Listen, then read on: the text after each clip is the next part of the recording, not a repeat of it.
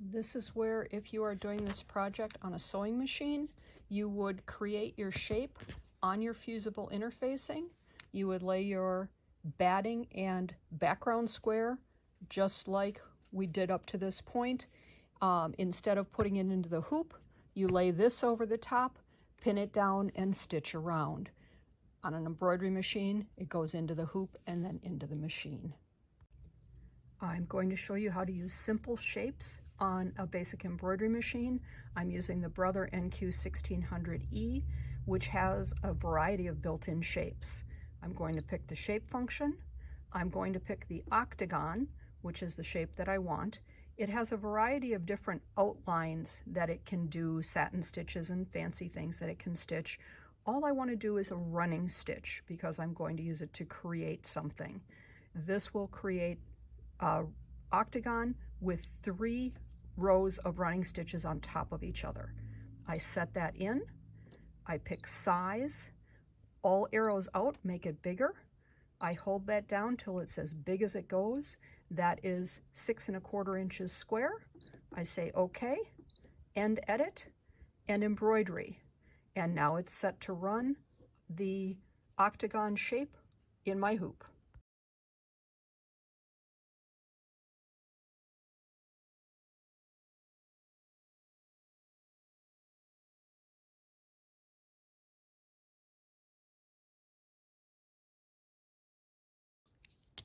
Once the trimming is done, you're going to remove the hoop, and then you're going to push this through the hole.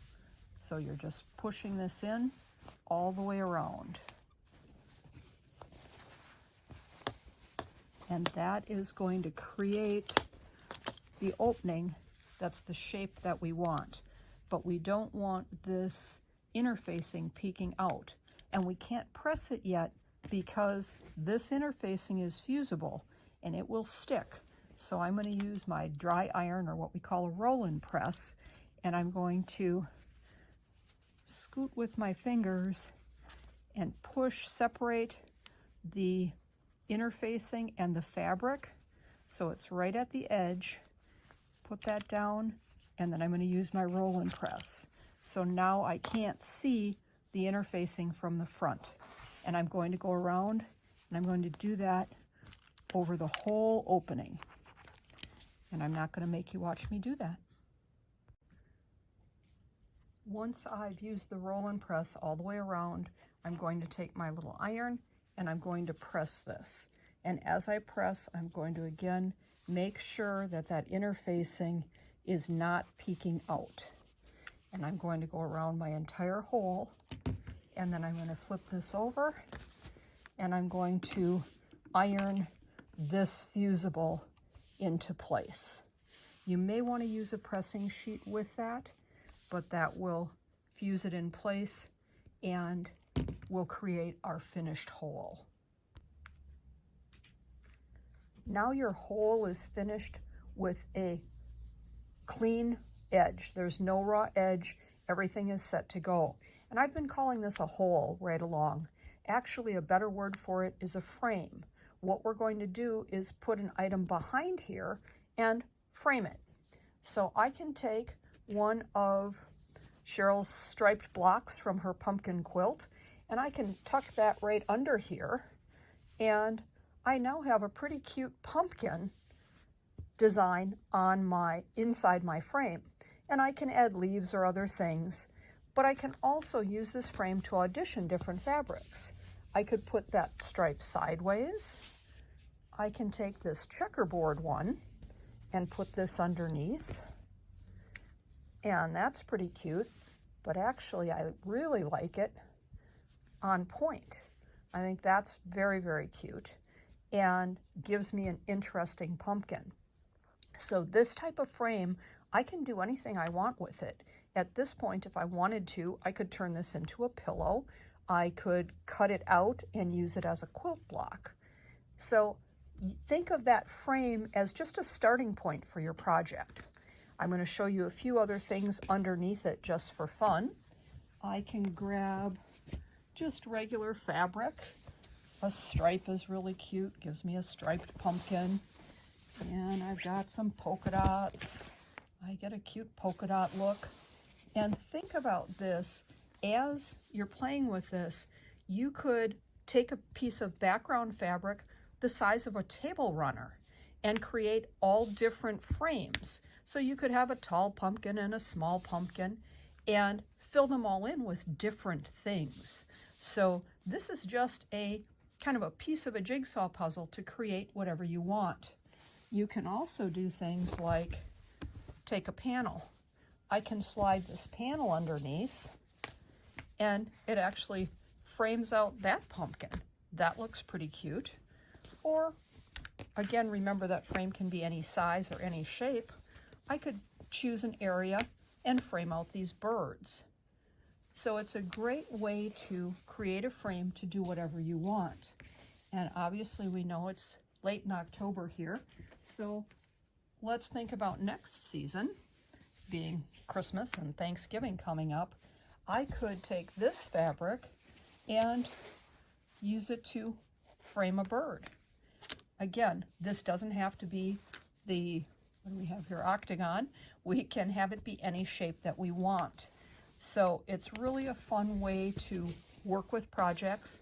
The other thing that looks really cute inside here is using the electric quilt fabric photo transfer sheets. So you can actually put a photograph in here and frame it out. So there's all kinds of things you can do with this. Once you've decided what you want in here, the last step of this process is to sew around the edge.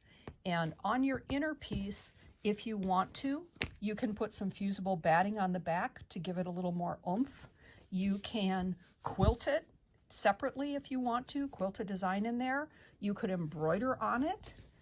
And once it's in place, I'm going to just put a few pins around to hold it in place. And then I'm going to sew around the edge. You can edge stitch just an 1/8 inch in all the way around.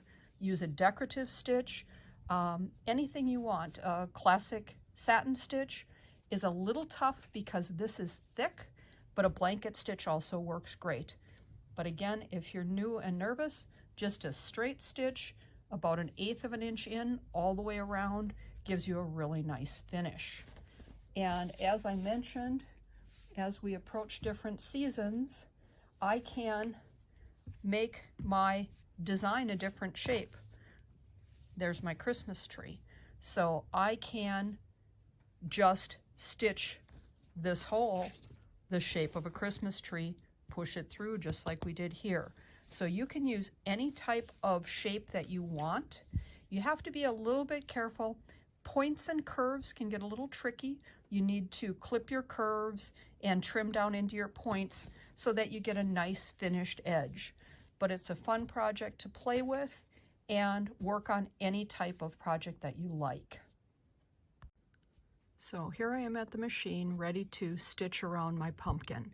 I've decided I'm going to use a coordinating thread, so I have a creamy colored thread in, and I'm going to just do an edge stitch. So I have my 1/4 inch foot on, and I have moved my needle all the way to the right. So it's going to be, my stitching is going to be closer to the edge than a 1/4 inch. I'm using that 1/4 inch foot lined up right with this edge of the fabric. And with my needle shifted over, it's going to stitch just inside of here. So I'll put my foot down, get the needle, and I'm going to stitch along. Pull my pins out of the way here. And you have to kind of pay attention to where to pivot because you can't see it under the foot. You've got to kind of try. Oh, and I hit right on. As I pivot that, I'm right at the correct spot. If I was not far enough, I can go back this way and do one more stitch. But I got kind of lucky, and oh, by the way, I've done this once before. And now I come around this way.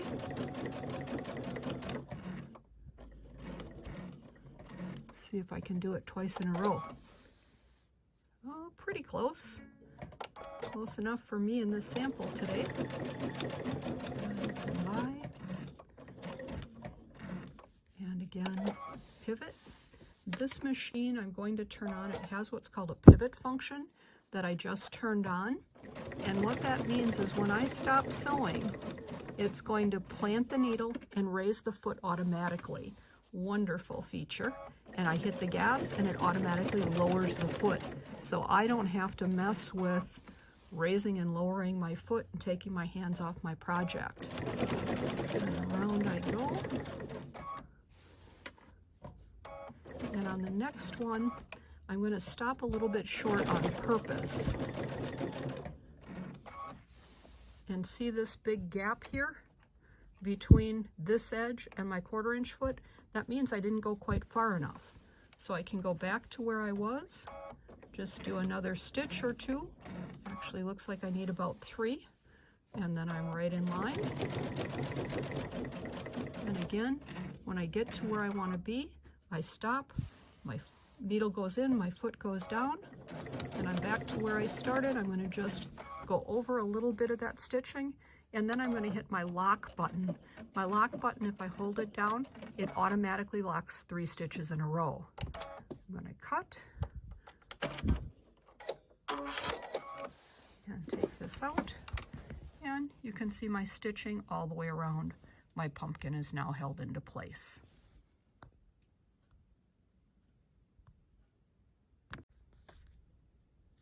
Once you've stitched around, you're going to trim off the excess on the back to get rid of the bulk all the way around. Not going to take your time to watch me do that. And then we're ready for the fun part. Your pumpkin or your bird, whatever you've got in here, is ready to go. And then you can embellish it. If you look at last month's videos, actually, I'm sorry, it was the free video, the sampler, we showed you how to make different vines using a folded technique. You could do a whole vine of pumpkins. You can also applique leaves onto here. You can also create freestanding leaves. So a freestanding leaf is just take a piece of heat and bond, fuse it onto a scrap of fabric, peel the heat and bond off, the paper off the backing. So this is your heat and bond. Fold it in half and press it. And that will give you a piece like this that's double-sided. I can then cut out whatever shape I want for my leaves. And on here I'm going to just do a real simple, like a leaf for a vine. I'm going to just fold it in half so it's semi-symmetrical. And cut my vine, or excuse me, cut my leaf. So I have a double-sided leaf ready to go. Got a little bit of a point there. I can go back and just trim that off. But this is double-sided stuck together. So if I want to, I can go to my machine and satin stitch all the way around the edge, or I can just leave it raw like this. And I could go in and I could sew some veins into this leaf if I wanted to, and then I can add them wherever I want around my pumpkin. On a bigger leaf, if I want to, I could actually do a little tuck right there. When I sew it on, I'll get a little bit more dimension. So playing with vines and leaves to add to your design is just a fun way to get going on a project and create something that is uniquely your own. Hope you've enjoyed this video. Thanks.